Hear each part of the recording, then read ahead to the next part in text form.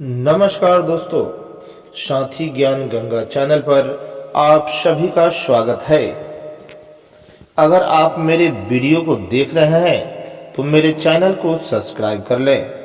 जी हाँ दोस्तों, आज आपको हनुमान जी की कथा बताने वाले हैं। सीता जी के खोज में जब हनुमान जी निकले थे और सीता जी को ढूंढते हुए समुद्र के घाट पर पहुंचे तो वहां उन्होंने जटायु का भाई को पाया, जिन्होंने सीता जी को देखकर बताया कि सीता जी अभी अशोक वाटिका में बैठी हुई है। यह बात सुन के हनुमान जी के मन में बेचैनी सा आ गई और उन्होंने सोचने लगे कि कब सीता जी से मुझे दर्शन हो जाए।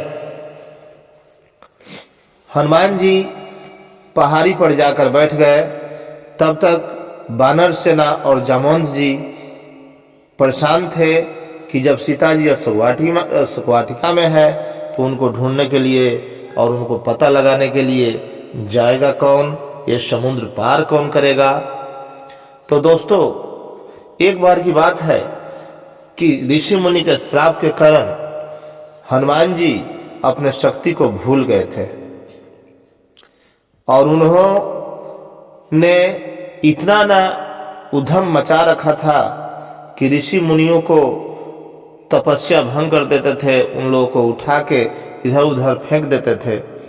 इसलिए एक ऋषि ने उनको श्राप दे दिया कि हे बजरंगबली, जाओ, आज के बाद तुम अपना सारी शक्तियां भूल जाओगे।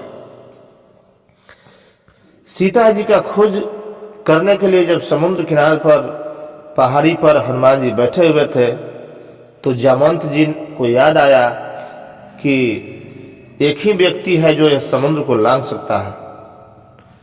फिर जामवंत जी ने हनुमान जी को उनकी शक्ति याद दिलवाई और उनसे आग्रह किया कि हे बजरंगबली, आप समुद्र पार करके और सीता जी को पता कीजिए कि कहाँ है, कैसी है, किस हालत में है, और फिर हम लोग वापस जाके श्री रामचंद्र जी को सारी बात बताएंगे।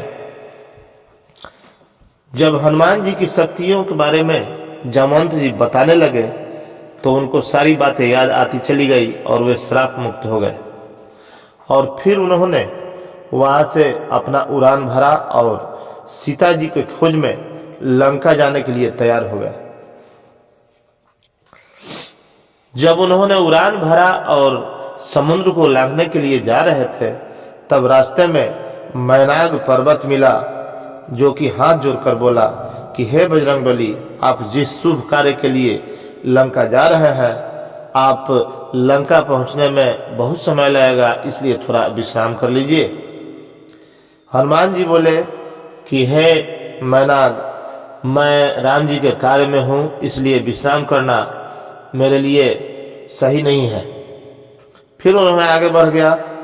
आगे बढ़ने के बाद सुरसा मिली और सुरसा को भी उन्होंने परीक्षा में अपना पुण्य निकल गए और सुरसा ने बताया कि हे बजरंगबली, जाओ, आप परीक्षा में पास हो गए और आगे आपको कोई बाधा विधा नहीं आएगी। तब जाकर हनुमान जी फिर आगे बढ़े तो सिंहिका मिली। सिंहिका ने उनके परछाई को पकड़ के अपने मुंह में डाल लिया और परछाई के साथ हनुमान जी भी सिंहिका के मुंह में चले गए और वहां से फिर उन्होंने अपने गदा द्वारा उसका मस्तक फोड़ के बाहर निकला और निकल के फिर लंका को चल दिए। तब जाके हनुमान जी लंका पहुंचे और वहां लंकनी राक्षसी से भेंट हुआ। फिर उन्होंने लंकनी को गदा से मारा और उसे परलोक भेज दिया और भेजने के बाद तब जाके वो लंका में प्रवेश किए। तो दोस्तों, ऐसे ही पहुंचे लंका। और आपको कैसे लगी मेरी किस्सा कहानी हमको बताइएगा और कमेंट कीजिएगा। नमस्कार दोस्तों, आगे का किस्सा फिर आपको कभी हम बताएंगे।